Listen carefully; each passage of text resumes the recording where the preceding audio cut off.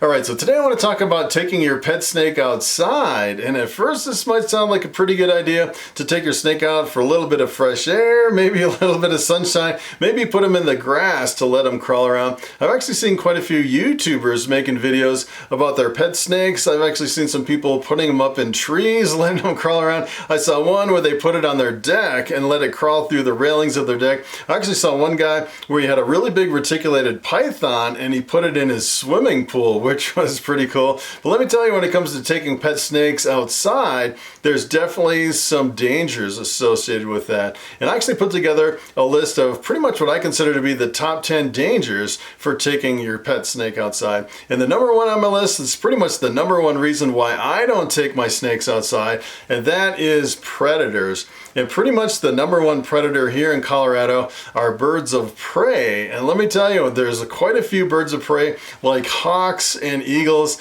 and other birds that eat snakes naturally as a natural part of their diet. And let me tell you, when it comes to birds of prey here in Colorado, they are really super fast and really bold. I actually have some experience with some birds of prey. I actually raised some ducks and chickens. If you saw some of my previous videos, at one point I was standing in all my chickens and ducks. I had about 50 birds like all around me, really close outside in the barnyard. And at one point I actually had all the chickens and ducks kind of freak out, and they were all jumping up like 2 feet, like scrambling for their lives. And here, come to find out, there was actually a hawk coming straight down above me, coming for my chickens, with me standing right there. I could not believe how bold that bird of prey was, coming down right next to me. And luckily when I looked up, it saw me and then it swooped and kind of took off. But let me tell you, when it comes to birds of prey, they can be really fast and really bold. And you definitely don't want to set your snake down very far from you. You want it definitely within reach. I've actually seen some people with pet rabbits in some YouTube videos where they'll actually just be right next to the pet rabbit and a hawk will come down and swoop that rabbit right next to him. And let me tell you, I do not want that happening with my pet snakes. And then the other thing is, if you actually are in some kind of a public setting like a park or something like that, you can actually have dogs or cats, which could be a problem potentially if you have a pet snake out in the open. So that is number one. So number two, this is probably pretty much the second biggest thing that I really can worry about up here. So I actually have my snake. If I actually put my snake on the ground and I'm looking up for, the birds of prey or whatever, I'm looking through the woods, looking for the mountain lions, the bears, the coyotes or whatnot, and my snake disappears, probably what happened with that snake is it went down a rodent hole. That is one of my big concerns.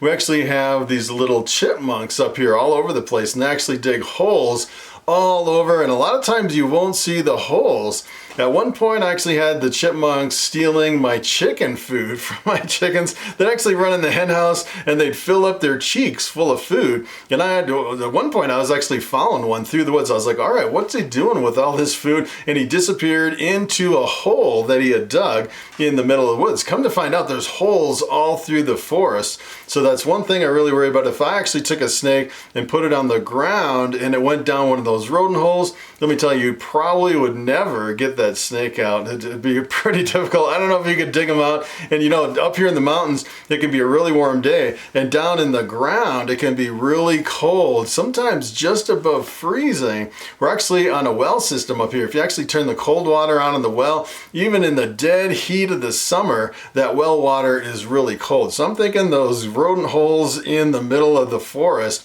are probably really cold down there. I don't know if like a ball python or something could survive like that very well down in those holes. So that's another thing. I definitely want to watch out for gopher holes or some type of rodent holes. All right, so number three is a big one if you're actually if you're taking your snake out in public, and that is the negative reaction of the public. So a lot of people are deathly afraid of snakes, although I don't know why, because you take a snake like Bobby here, and Bobby is my 7-year-old bamboo ball python. He is super mellow, really super friendly snake. I don't know how anyone could be afraid of a snake like Bobby, but some people are so terrified they can't even look at a snake, which which is kind of interesting. And if you actually take a snake and you bring it into a public place and you cause a panic from people panicking just seeing that snake, I could see potentially you could run into some issues, especially if people record it and you end up on the news. And let me tell you, a lot of this legislation and the rules and the laws against snakes and snake keeping, a lot of times it comes down to just one negative incident, and they try to prevent it again by putting some of these rules in place. So I definitely be careful of the environment that you bring it in.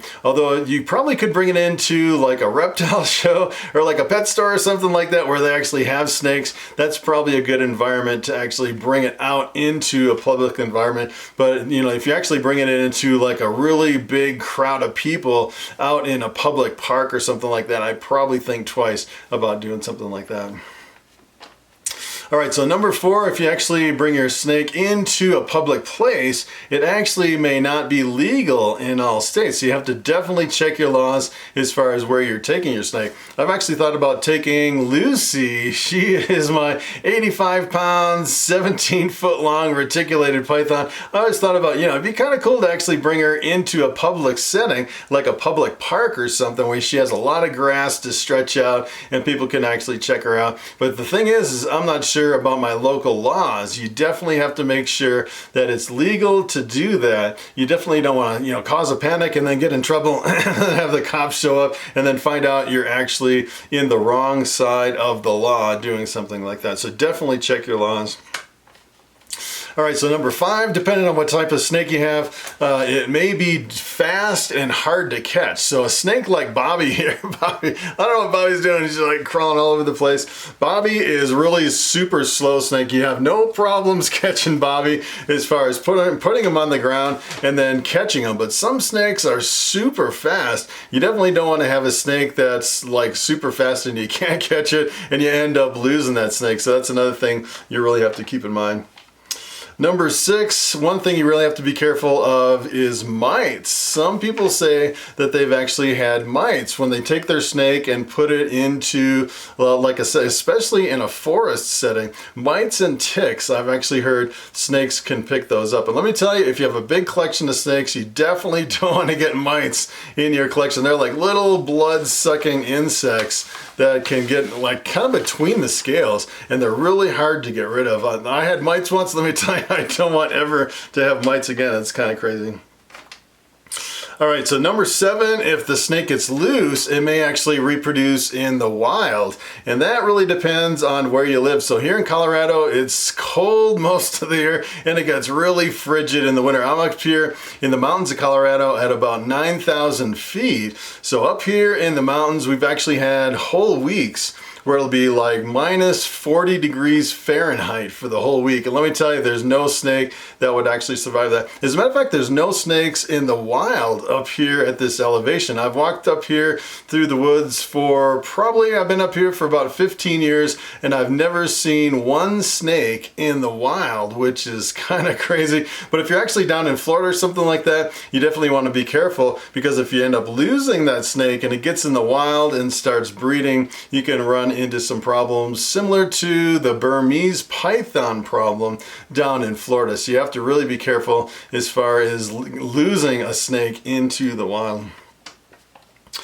All right, so number 8, you definitely don't want to leave your snake unattended. I know it doesn't matter, you know, how big the snake is or anything, because there's a lot of things that the snake can actually get hurt by or get in trouble. It can get lost or go down a gopher hole. There's so many things that you probably don't think of. You definitely don't want to leave your snake unattended. You always want to be right next to your snake and watch it the whole time. I'd say you probably want to watch out for people trying to hurt your snake. That's probably another one you really want to watch out for. All right, so number 9 is the temperature may be too hot or too cold if you take your snake outside and put it on the ground. So sometimes you can go outside and it feels like a really nice warm day, but a lot of times you actually don't realize what the temperature is of the ground. Sometimes the ground can be super hot, sometimes the ground can be super cold. So if you actually take your snake and before you put it on the ground, what I would actually do is I'd feel the ground to make sure it's not too hot or not too cold. cold. And keep in mind, snakes can't regulate their own body temperature. They're pretty much at the mercy of their environment. So definitely check the temperature of what you put them on before you take them outside. All right, so number 10, snakes can eat small animals such as wild rodents and rabbits. And then let me tell you, if you actually have a mouse or something running by and your snake kind of grabs it and wraps around it, at first you're thinking, hey, it's a free meal for my snake. But the thing you have to think about, especially up here in the mountains of Colorado, a lot of the rodents and like the rabbits and stuff like that, they actually have some diseases which can be really problematic. So one of the diseases we actually have here in Colorado is bubonic plague, and the bubonic plague can actually hitch a ride on the fleas of a lot of the wild animals. So if your snake grabs a mouse in the wild and that mouse has wild fleas on that mouse, and those fleas could actually have bubonic plague. So if those fleas actually ended up biting you, you could potentially die from the plague from the fleas. So that's one thing you have to watch out for.